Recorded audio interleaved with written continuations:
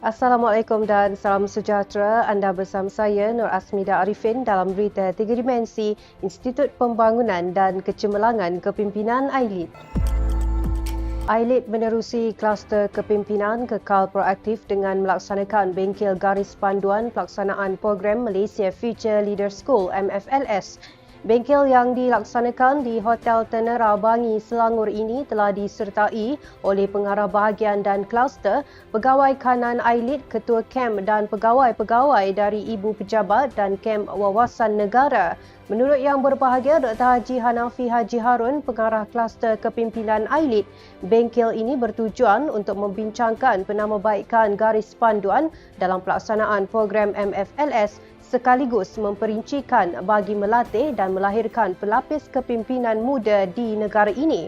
Tambah beliau lagi, hasil pengemaskinian dan penambahbaikan yang terhasil menerusi dapatan bengkel kali ini akan didokumentasikan bagi meningkatkan kualiti program MFLS dan pelaksanaan program pada masa akan datang.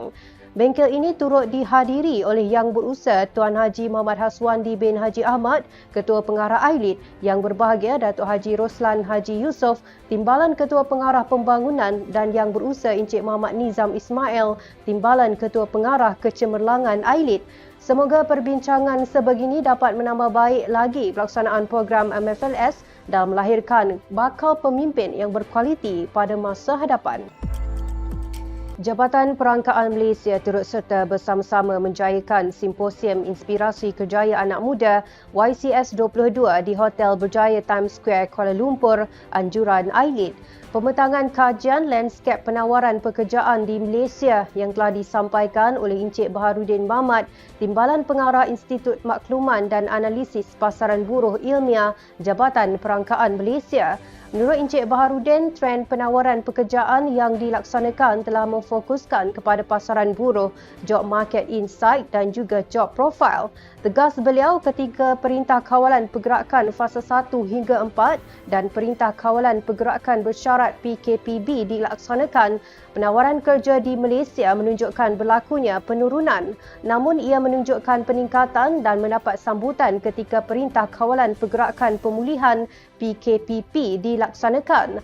Semoga peningkatan tawaran pekerjaan ini dapat terus dipertingkatkan lagi bagi memberi peluang kepada rakyat Malaysia yang terjejas untuk mencari pekerjaan sekaligus merancakkan kembali ekonomi negara.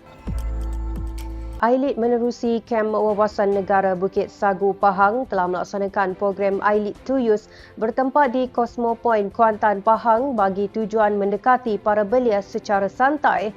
Program ini turut disertai oleh kepimpinan Majlis Belia Negeri MBN Pahang dan mahasiswa Kolej Cosmo Point Kuantan Pahang dengan menampilkan Saudara Wan Muhammad Hafizul Wan Ismail, Setiausaha Agung MBN Pahang dan Saudara Said Amirul Rashid Said Sukri, Presiden Majlis Mahasiswa Anak-Anak Pahang Mampan. Menurut Saudara Wan Muhammad Hafizul, belia yang lemah dalam pembelajaran perlu bangkit ke depan dan tidak mudah mengalah kerana MBN akan sentiasa bersedia membantu mereka untuk bergerak aktif ke arah pembangunan kemahiran dan identiti belia.